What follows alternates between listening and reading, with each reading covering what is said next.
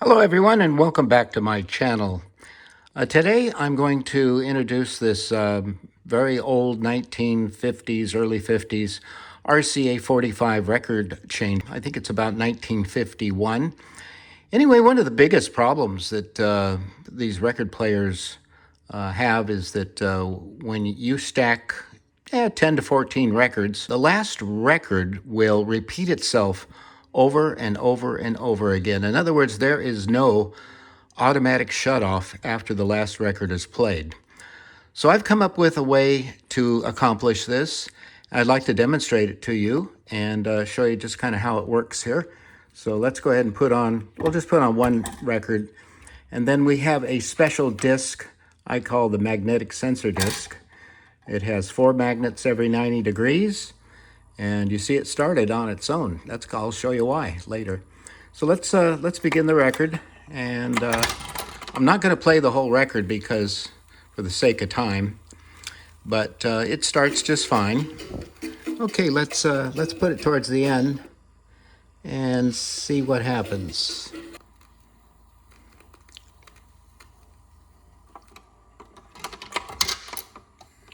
Okay, there's your auto stop.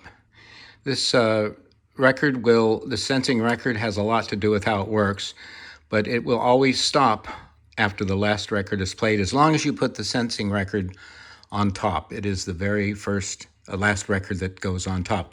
Would you like to see that again? And all you have to do is take the tone arm, set it on the pedestal, restack your records. Okay, there we restack the records, and here we'll take another shot at it. Oh, we have to line the magnet and for it to turn itself back on. All right, and let's go back to the end and watch that again. And we got a shut off. But the reason why it's working is because of these magnets. Let me take this magnet off here and show you. So this record disc is special. It has some very high-powered rare earth magnets, N59s, that I placed every 90 degrees, and you can see there's 1, 2, 3, 4 on each one.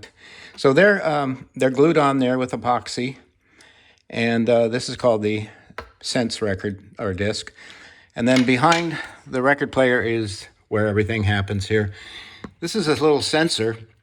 It's called a Hall effect sensor. It's that little sensor right there on the top. But this little module is outputting every time the magnet gets close to that sensor. It outputs a pulse of 5 volts. So I'm taking advantage of that 5 volts and building another little box down here that actually has a controlled output. So every time it gets a pulse from the magnet, it starts a time clock inside here. And the time clock is such that it doesn't time out between magnet pulses.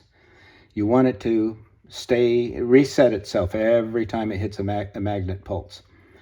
And once the record drops, this record right here drops, then it starts the timer, and in just about, I think it's a second or so or less, that's when it shuts off the power right here to the turntable or the record player. And that's how it works, folks. Just a little box like that, power in, controlled power out, and we just set it very close. And again, this is out without any modifications to the turntable.